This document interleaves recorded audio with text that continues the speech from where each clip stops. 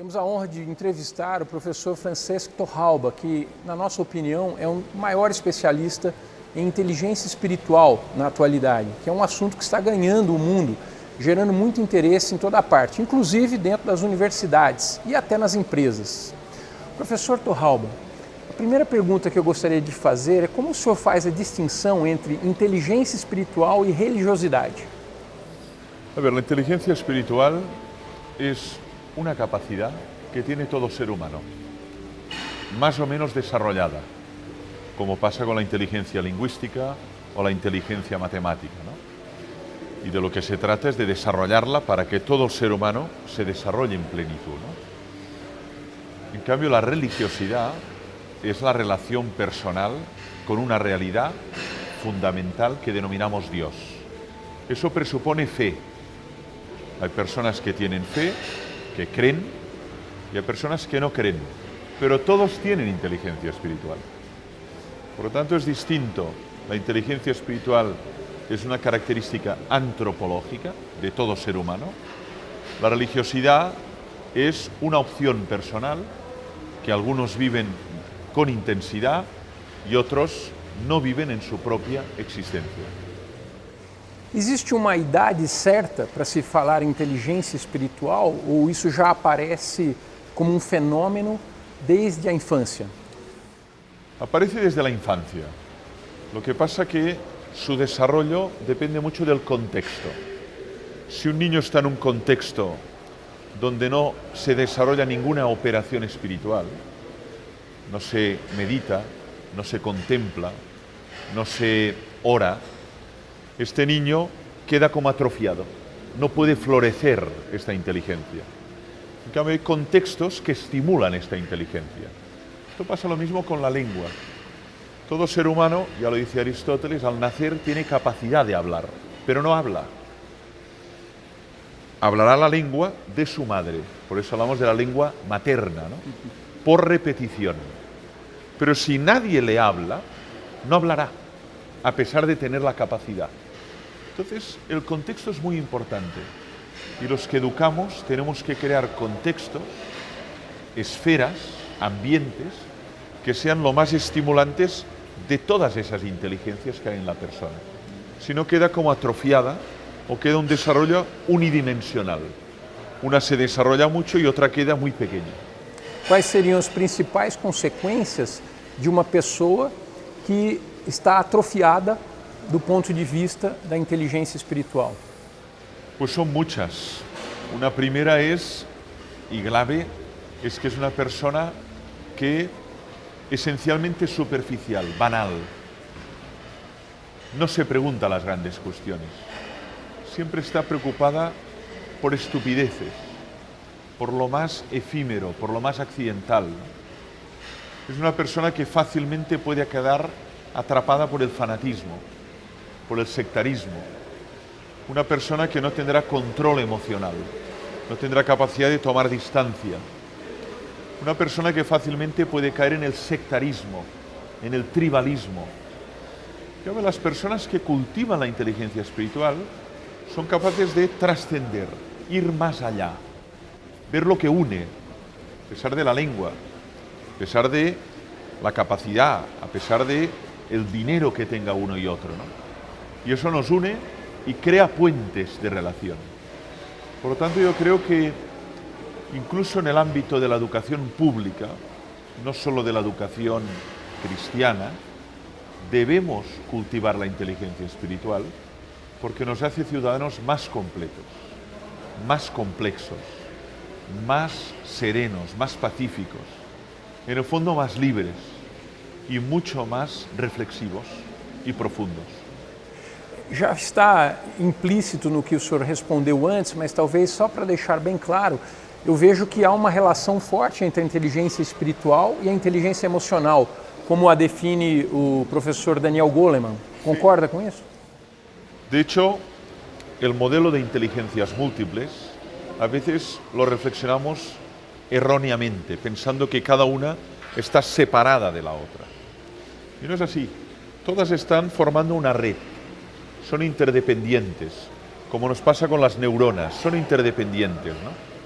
De tal modo que una persona que tenga muy desarrollada la inteligencia espiritual también tiene una gran capacidad de gobierno sobre sus emociones y sobre sus pasiones.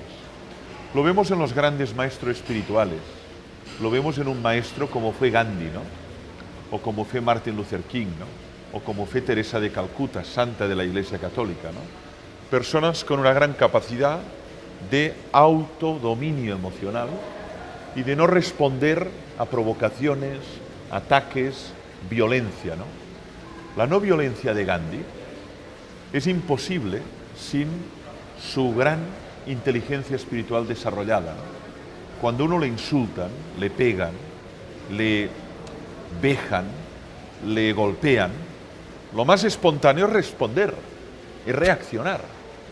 Si una persona espiritualmente formada es capaz de tomar distancia, no responder, dejar pasar. Y la no violencia se funda en este acto de no responder violentamente, lo cual requiere una gran fuerza espiritual. Por eso hay una gran relación. Las personas muy espiritualmente inteligentes también tienen un gran dominio sobre sus emociones tóxicas, negativas. Y eso para los líderes es muy importante. Líderes de una empresa, de una universidad, líderes de una ciudad, líderes de un país, ¿no? La capacidad de no responder. Observamos en las redes sociales personas que son muy compulsivas, responden, atacan, hieren. Esto significa poca capacidad de autodominio y la inteligencia espiritual nos permite eso. Por tanto, van muy conectadas, muy unidas ambas. Muito bem. O senhor tem acompanhado a evolução da neurociência? O senhor tem visto alguma correlação entre o que a neurociência tem dito e a tese da inteligência espiritual? Sí. Inteligencia espiritual es una cuestión que es abordada desde distintas disciplinas. Hay el abordaje psicológico, filosófico, teológico, también neurocientífico. Es un abordaje más que nos ayuda a comprender en qué área del cerebro, sobre todo, hay actividad cuando un ser humano reza, medita, se pregunta por el sentido de la vida, experimenta la maravilla del mundo. Hay una serie de actividad en un área del cerebro. Esto significa que hay evidencia empírica. Por lo tanto, hay un abordaje neurocientífico que puede verificar empíricamente qué le pasa en un área del cerebro cuando nosotros desarrollamos actividades de naturaleza espiritual, como por ejemplo meditar, ¿no? Mi abordaje, yo no soy neurocientífico, no soy médico, no soy biólogo, mi abordaje es exclusivamente filosófico y teológico, ¿no? Pero hay múltiples abordajes que permiten entender que es una cuestión de interés interdisciplinar. No solo una disciplina se interesa por la inteligencia espiritual. Perfeito. O senhor acredita que a inteligência espiritual pode ser um fator evolutivo da espécie? Pensando que poucos seres humanos deram demonstrações de inteligência espiritual no passado, em cada geração, será que nas gerações futuras poderíamos ter mais, um percentual maior? Es muy posible, es decir, todo en nuestro ser ha evolucionado. Físicamente, nuestro cerebro ha ganado en volumen, nuestra capacidad tecnológica, matemática, lingüística, nuestra capacidad también de socializarnos, de vincularnos. Por lo tanto, tenemos que comprender que también en lo espiritual es posible una evolución futura, ¿no? Como lo ha habido en el pasado en tantas áreas, ¿no? Lo observamos de un modo muy claro en lo tecnológico, ¿no? Cómo viajábamos en el pasado y cómo viajamos ahora, ¿no? Yo viajo de Madrid a Río de Janeiro en 10 horas en un avión, ¿no? Y mientras viajo estoy en un ordenador escribiendo un libro, ¿no? O leyendo un libro, ¿no? Esto era impensable, ¿no? Sin embargo, ha habido como un desequilibrio. Hemos progresado extraordinariamente de un modo tecnocientífico y en cambio no ha habido paralelamente un idéntico desarrollo ético, un idéntico desarrollo espiritual de la especie humana, ¿no? Y este es el gran desafío, ¿no? Conseguir que haya un progreso integral de la persona y de los pueblos, ¿no? Hay pueblos muy desarrollados tecnológicamente, pero que explotan seres humanos, que no acogen, que maltratan a niños, que maltratan al medio ambiente. Esto es un progreso unidimensional. Y yo creo que sí, que lo que tenemos que esperar en el futuro es que esta modalidad de inteligencia, no solo individual sino colectiva, florezca con gran intensidad. Y eso es un deseo y es una posibilidad, ¿no? Del mismo modo que hemos crecido tecnológicamente, científicamente, y que hoy sabemos mucho más de la naturaleza que lo que sabía Galileo, Kepler y ya no digamos Aristóteles, ¿no? Maravilhoso. Ouvindo o senhor, a gente pensa em pessoas como Erich Fromm ou Aldous Huxley, que estavam preocupados que a humanidade não se tornasse fria e também manipulada de forma até pela máquina, tornasse-se um grande sistema de manipulação, né? Me parece que o senhor tem uma visão de esperança de que a humanidade, através da sua espiritualidade, não vá por esse caminho. Es una esperanza, es un deseo, no es una seguridad. Respecto al futuro, lo más sensato sería guardar silencio. Podemos hablar del pasado y podemos conocer mejor lo que ha pasado, la historia, la prehistoria, las grandes civilizaciones, Roma, antes Grecia, en la Edad Media. Respecto al futuro, lo más sensato sería callar. Pero tenemos un deseo, hay una esperanza, ¿no? La esperanza que todo lo que hemos aprendido, la esperanza que toda esta evolución siga y sea mucho más integral, ¿no? Mucho más capaz de curar esas heridas profundas que tiene el mundo, ¿no? Desigualdades, hambre, violencia de género, violencia contra las mujeres, populismo, sectarismo, consumismo, ¿no? Hay una serie de enfermedades globales que estamos tomando conciencia de que están ahí y que no queremos que nuestros hijos y nuestros nietos vivan con eso, ¿no? Entonces, yo creo que la gran parte de la humanidad desea un mundo en paz y un mundo feliz, ¿no?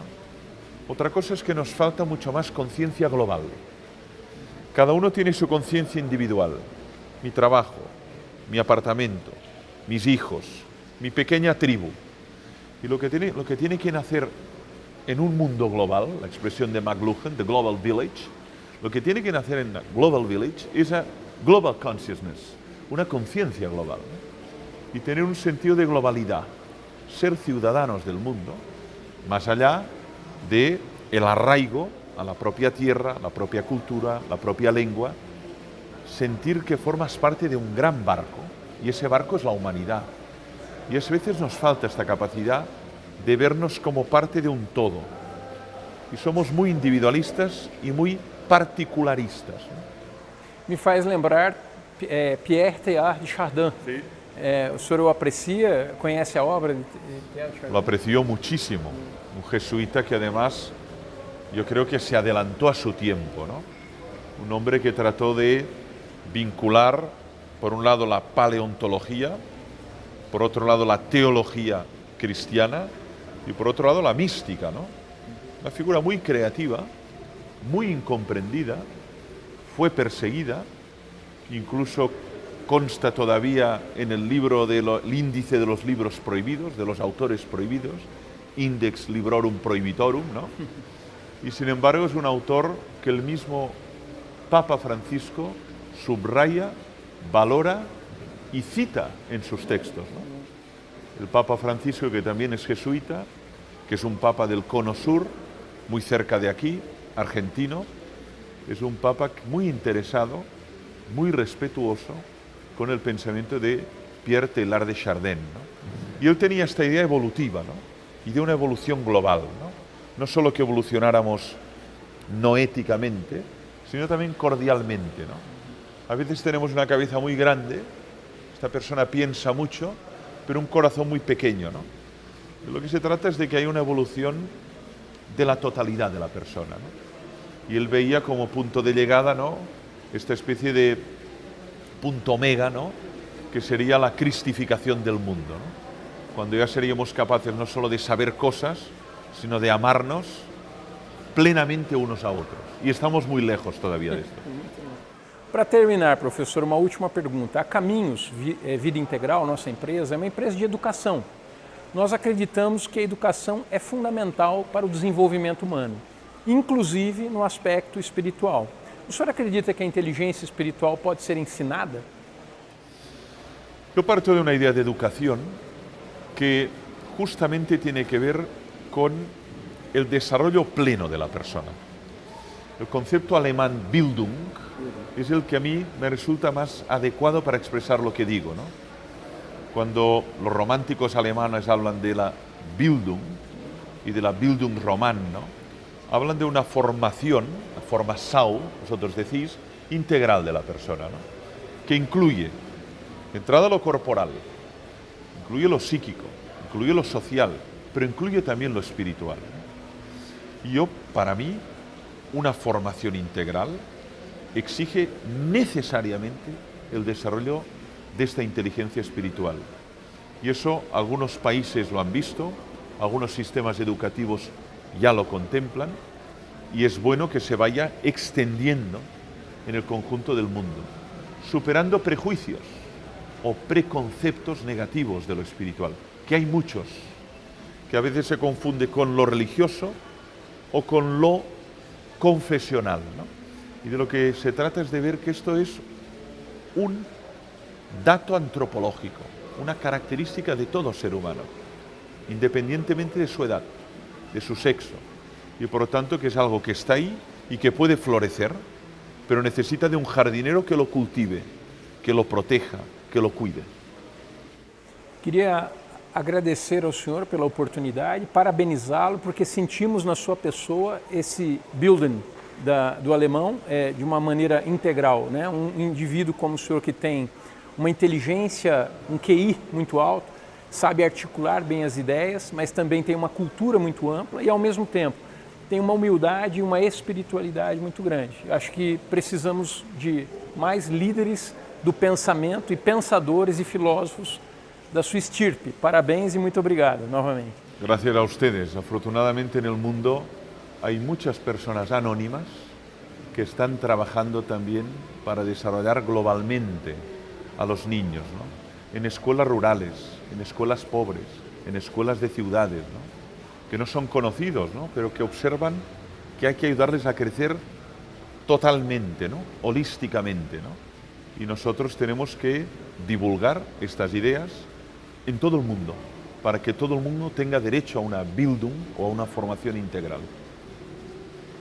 Gracias, hasta la próxima.